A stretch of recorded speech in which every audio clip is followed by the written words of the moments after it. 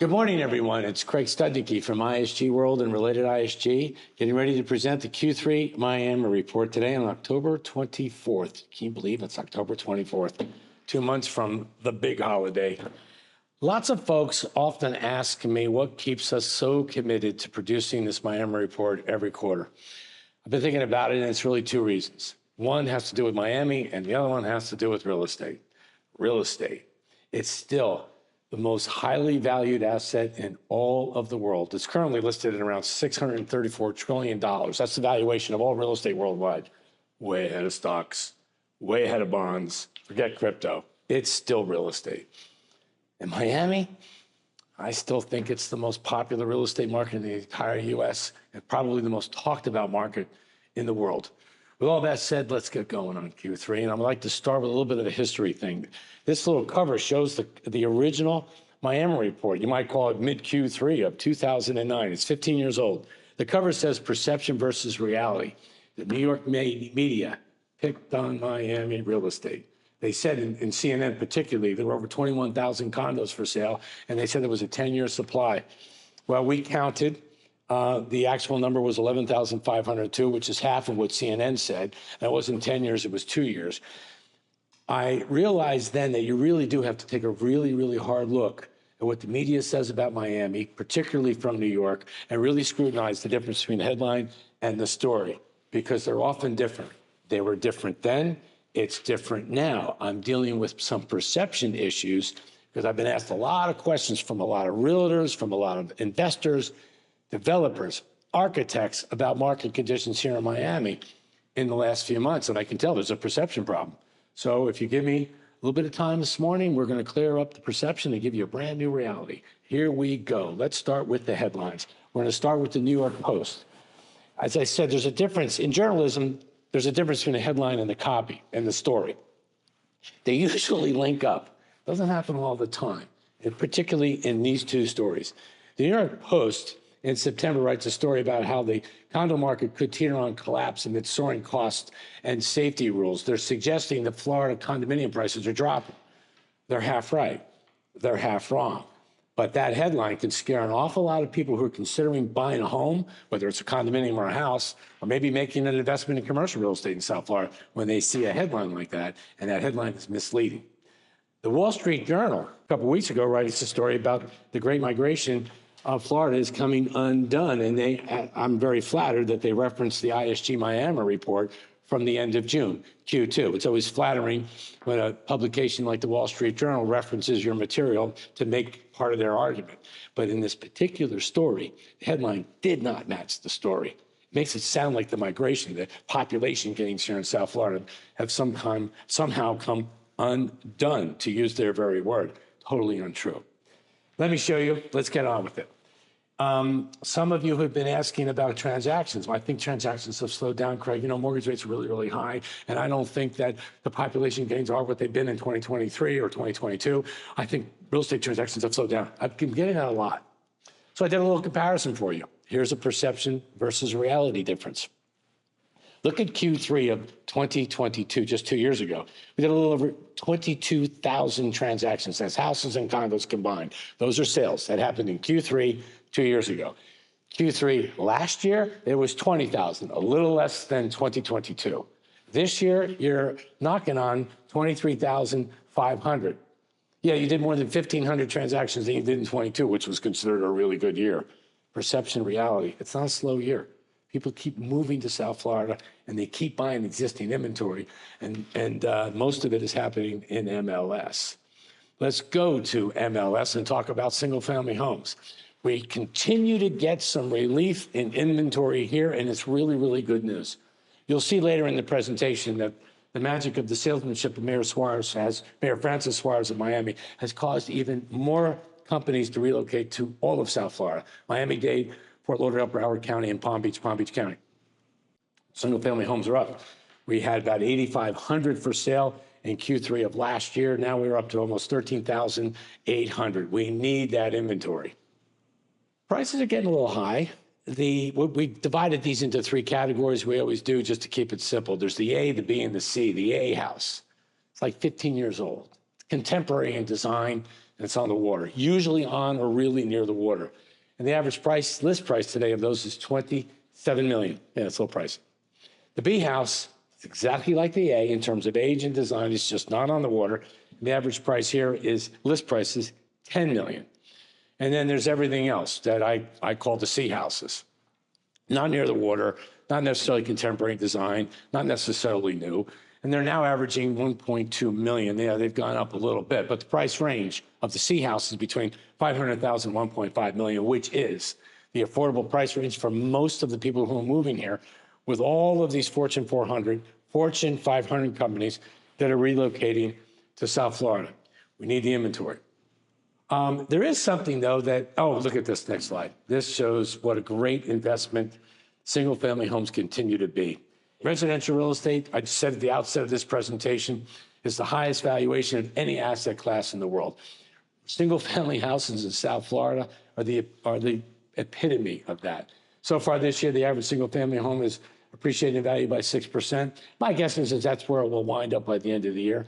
But that's the thing about single-family houses. Somewhere between 6, sometimes 10, sometimes as much as 20% annual appreciations consistently in the last 30 years. But let's take a look at this next slide. I think you're about to see a paradigm shift, a little bit of a shift in the buying preferences of the buyers. Remember, the Miami Report is not just a trend study. It's also a giant mirror that reflects the buying interest of the buyers. They take us where they want to go. If you look at Q3 study, the houses, we sold roughly 9,900 houses in Q3 of 2022. We're down by almost 1,000 this year. In Q3 of 2024, it's 9,000. It's 1,000 less. Now look at the condos. We sold around 12,600 condos in Q3 of 2022. We've sold almost 2,000 more condos in Q3 of this year than we did in Q3 of 2022. And forget 2023, a lot more than even last year. So you're seeing a little bit of a shift. 2, 3, 4 years ago, it was all about single-family homes because it was all about social distancing. And the easiest way to social distance was with a house. Not as easy in a condo. There's lobbies, there's elevators. I know you understand. But things have shifted. Cost of owning a home has gone way up, mostly because of insurance costs. And when you get close to the water, the insurance costs go even higher and the prices just continue to go north. Condos, social distancing fears are over. I get to live in a condo kind of near the water for a whole lot less than it costs to live in a single-family home, not just in terms of the purchase price, but also the carrying costs, the condo fees, as well as the insurance costs, which are usually included in the condo fee. That's where we're starting to see the shift in the buying activity. Expect much more of it next year. Now let's go to condos. Here we go with the New York Post. The New York Post is queuing in on this very issue.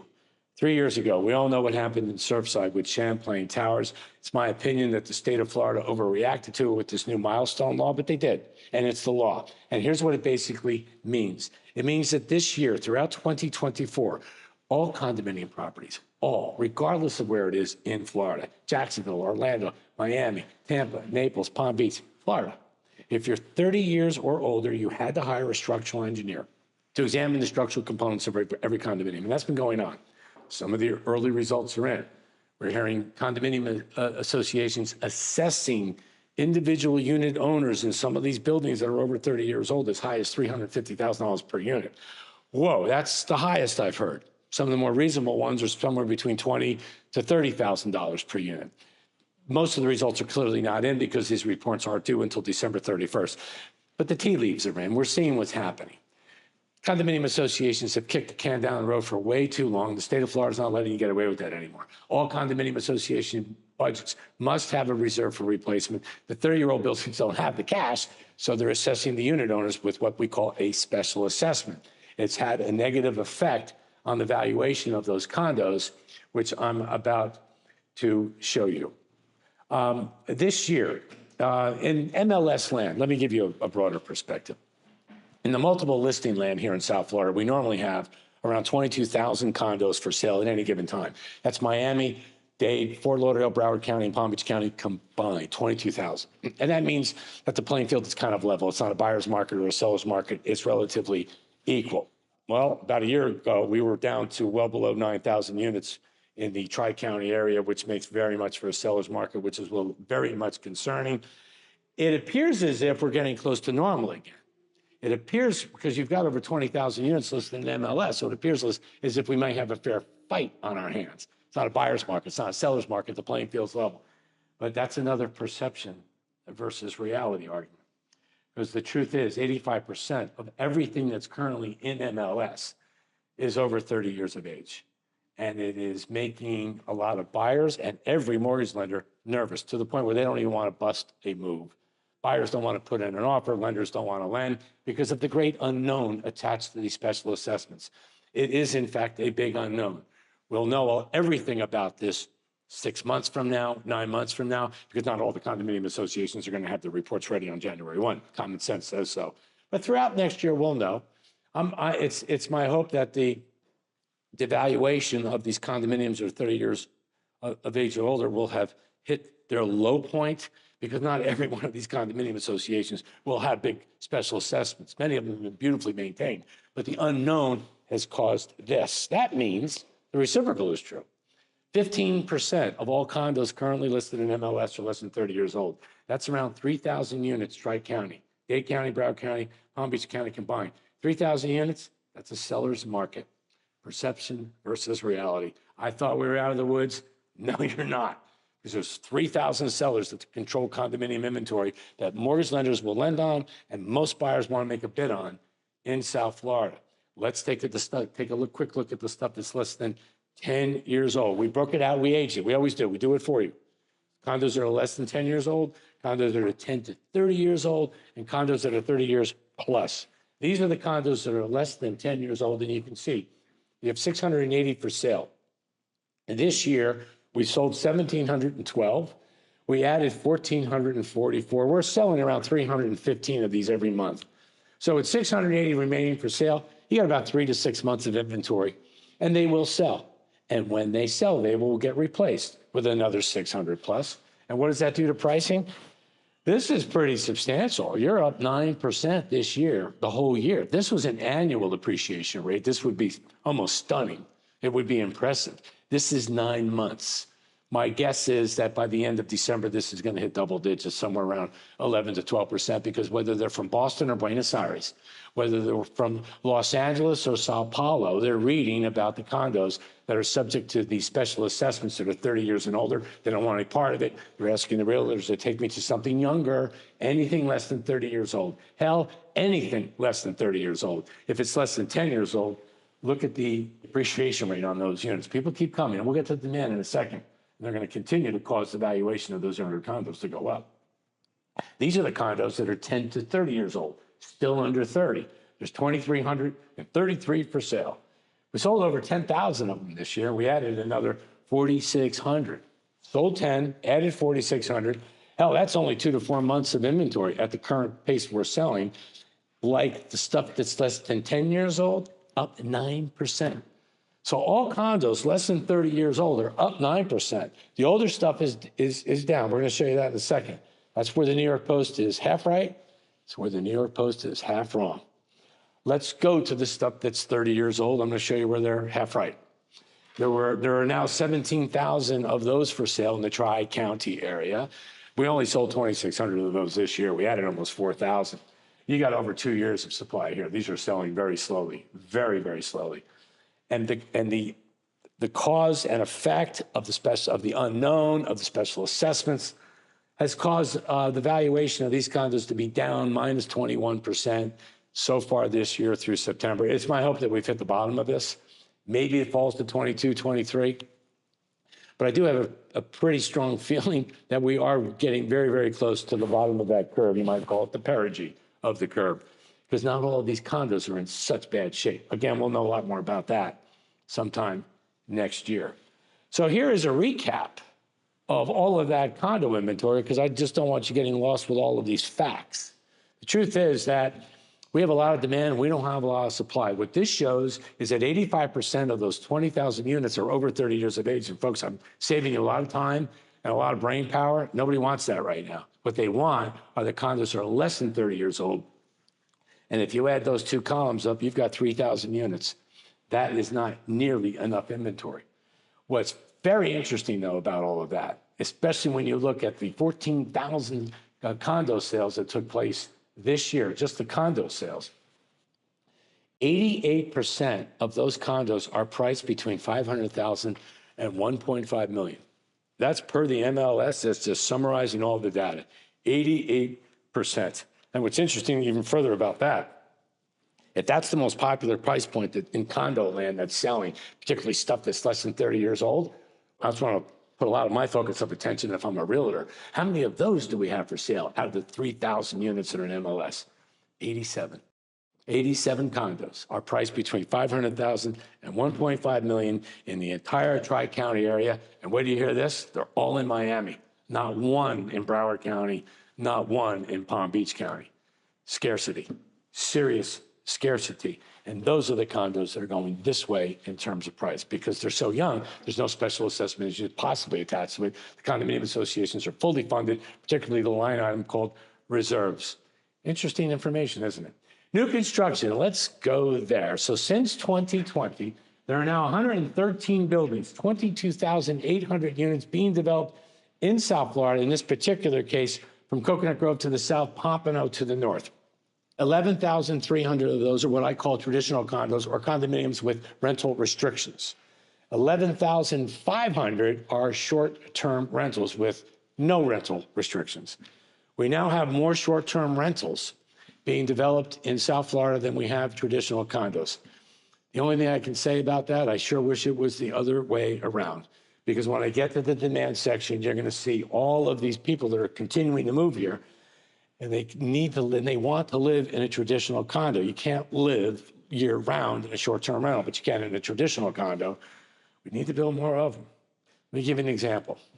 This is one of my favorite slides. I have a colleague of mine that works with me here at ISG named Esther Jimenez, and I refer to this as my Esther Jimenez slide. I think I repeat this slide in almost every Miami report, but it does give good perspective. In the 2000s, we built almost 59,000 condos in Miami, Miami Beach, and Fort Lauderdale, way too many, in 275 buildings. They all eventually got sold, and everybody lived happily ever after, but wait, that's way too many. In the last cycle, we built just under 20,000, 19,465. From 2012 to 2020. Folks, I've looked at this data with my colleague Athena Rossano, and here's what we've concluded. That's what you need to build every 10 years to accommodate the population gains of South Florida. Forget second home buyers, forget investors. Add that to this. What we need is 19 to 20,000 traditional condos built every 10 years just to accommodate the population gains of South Florida. In this cycle, it's half of that. If you look at the current cycle in 79 buildings, there's 11,300 traditional condos being developed. But if you look up above, only 21 of those buildings, or 4,152 units, are actually under construction, are actually going vertical. The other 7,000 plus are waiting for interest rates to drop even more. So you only have 4,100 under construction when you need almost 20,000. And most of these 4,100 aren't going to be finished until 2028, maybe 2029, maybe 2030. What do we do between now? This is October of 2024. What do we do between now and then to accommodate the population gains of South Florida? All roads lead us right back to those 3,000 units in multiple listing in Dade, Broward, and Palm Beach County. There's your inventory. And folks, that's scarcity. Now let's flip the coin and go to demand. Let's deal with the Wall Street Journal, who thinks the migration to South Florida has somehow stalled. Oh, yeah, let's see. I'm going to give you a 10-year perspective. We've been studying the population gains of Florida forever, for 30 years, 40 years, but I'm going to just give you 10 years. In the last 10 years, we've averaged 963 people in the state of Florida every single day. This year, through July, the U.S. Census Bureau has us at 983 people per day. Please allow me to round up to 1,000. Because last year, the state of Florida averaged 1,000 people per day. Right now, you're at 983 per day. So here we go again with another perception versus reality thing. You're trending this exact same direction as you did a year ago when everyone was complaining about car traffic. No, they keep coming. And by the way, more or less 40 to 50% of that daily number of that 1,000 a day is South Florida, is what you call Dade County, Broward County, and Palm Beach County combined. No, we're still getting people. They keep coming. A lot of them are coming from these corporations. Now, here's why I give a big shout out to Mayor Francis Suarez. He's the best combination of a salesman and mayor we've ever had. At the end of Q2, I was sharing with all of you that he's recruited 204 companies to come to South Florida, mostly Fortune 400 and 500 companies. That 204 number is now up to 219. It keeps growing. And what's not in this number, because it's a big number, are all of these little satellite companies that are relocating with the 219 companies to service the 219 companies. I don't know, think about an aircraft carrier in the Navy. It doesn't just go by itself. There's destroyers and submarines and helicopters all over that aircraft carrier protecting that aircraft carrier. When Citadel relocates from Chicago to Miami, they just don't come with their company. There's 50, 60 companies that service Citadel, and they're joining the party. Now add that to the 219 that are coming. You understand the strength and the resiliency of the demand curve? Well, let me add to your belief. This was about a year ago. Bloomberg writes a story about the GDP, the domestic gross profit of the United States, and they broke it out in 4 quadrants: Northeast, Southeast, Northwest, Southwest. Look what they concluded. If you don't mind, I'm going to read this. The numbers tell an interesting story. For the first time ever, the 6 fastest growing states in the South, Florida, Texas, Georgia, the Carolinas, and Tennessee, it's all part of the Southeast. Texas and Florida, well, obviously Florida, Texas is also included part of the Southeast, are contributing more to the national GDP than the Northeast. That Washington, New York, Boston corridor, for the first time ever, we're talking over 100 years. The switch happened during the pandemic. Now, here's where Bloomberg, in my opinion, spikes the football and shows no sign of reverting. What Bloomberg is basically telling us is that the future business environment, the engine that's going to drive the U.S. economy, has shifted from the Northeast to the Southeast without any signs of reverting. Add Bloomberg to the 219 companies that are already here together with the satellite companies. Add that to the 985, I call it 1,000 people a day, that continue to relocate to South Florida. I wouldn't have any concerns about the demand curve.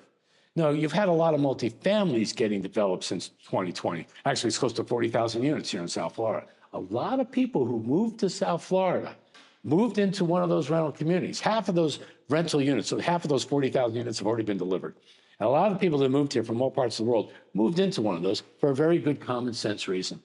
I think if I got recruited by some real estate developer to move to, say, I don't know, San Francisco, I have no idea what neighborhood I would want to live in San Francisco. So you know what? I would rent for a year or two until I figure that out. Same's got to be true for Miami. Guy comes here from New Jersey or California or Chicago. What's the difference between Coconut Grove and Aventura? Not an unfair question. They don't know Miami. So they rent for a year or two. Well, that year or two is almost finished. And these people are not renters.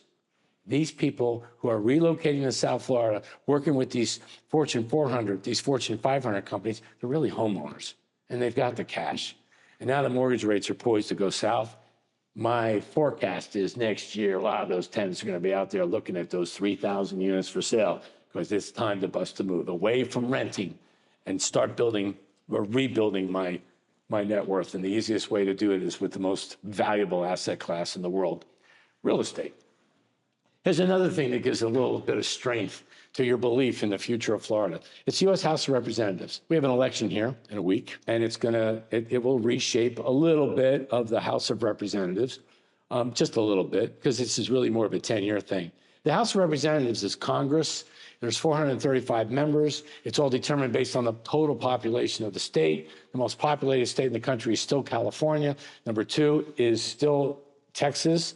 And number 3 is still Florida.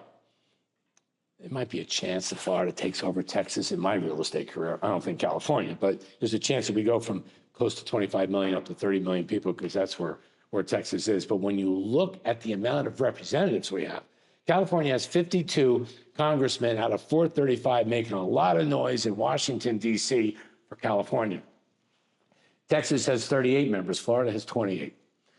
All these highways and byways that you see getting expanded in South Florida, or all over Florida with federal funding, you can thank those congressmen that are walking the hallways of Washington, D.C., and they're making the case that Florida is the second fastest growing state in the country. We have got to upgrade the infrastructure to accommodate this future growth, particularly since the Southeast now is the mother of the GDP of the U.S. Oh, you're going to get a lot of federal help for the rest of your lives, because that's the way the Constitution was drafted, to make it more fair for the states that are the most popular, the most populous, and the fastest growing.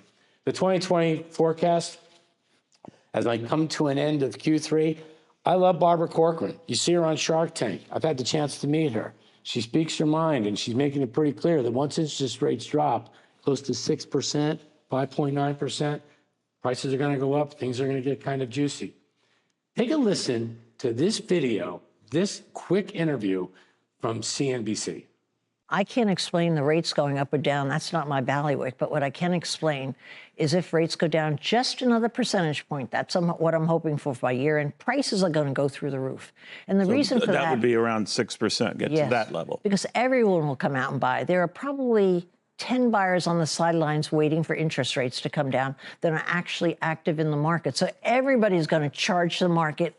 And so if you wait for interest rates to come down by another point, I don't think you'll gain. I think you'll wind up paying more, because I wouldn't be surprised if real estate went up by another 8 or 10% if interest rates come down another full point.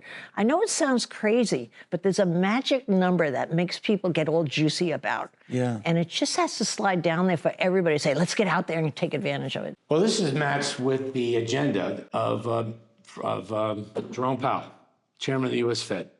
1 year ago, 30-year fixed rate mortgage was 7.6%. 7.6%. Today, it's 6.6%. It is down 1% from a year ago. Jerome Powell lowered the federal fund rate by 50 basis points a few weeks ago. There are 2 more meetings scheduled between now and the end of the year, one in November, actually the day after the general election for the president, and one in December, where he's announced that you can fully expect another couple of rate cuts. As the rates continue to get cut by the Federal Reserve, you can absolutely assume that that will influence mortgage rates. You went from 7.6 to 6.6 in 1 year. Barbara Corcoran is saying that that gets to 6, all hell is going to break loose. This is 2025. Please get ready, because this is happening. Real estate is oftentimes subject to the laws of physics. You know, what expands eventually contracts. Well, with these high mortgage rates, Florida could be capable of doing so many more transactions. As Florida starts to see rates lower, expect a contraction especially in your own heads, to expand. I promise you, it's coming. So, as we finish, let me go back to the headlines. Experts, this is from the New York Post. Experts warn the Florida condo market could continue on collapse. If you age the inventory, now you have a better understanding. If the inventory is over 30 years old, partially true. If the inventory is less than 30 years old, totally not true. And then there's the Wall Street Journal. Again, the Wall Street Journal, thank you so much for always referencing the ISG Miami report. The fact that it's gotten your respect and admiration means a lot to me and everybody that works at ISG and related ISG. But the great Florida migration is not coming undone, ladies and gentlemen, from the Wall Street Journal. They keep coming from all 4 corners of the world. And I'm going to tell you, this year I've seen a remarkable rebound from the South American markets, from Mexico City down to Buenos Aires, including the Caribbean. We're talking about Miami. How popular is Miami? Well, I'd like to end this particular Q3 with Mayor Francis Suarez. He became mayor in 2017. His term ends next year. Listen to what he's done for real estate valuations from the day he took office in 2017 until now. A lot of things that I get to do as mayor that are more fun than this. I was just explaining that when I became mayor in 2017, the total value of all properties in Miami was $40 billion. Today, 7 years later, it's almost $100 billion. There is no other city in the United States that can claim that 2.5 time increase in the real estate valuations of any other city except Miami. I'm telling you, we are selling real estate in the most popular city in the United States and perhaps the most talked about city in the world. It is my hope, on behalf of all of my colleagues at ISG and related ISG, that we clear up any perception problems attached to 2023 and gave you a little bit of a new sense of reality simply based on the facts.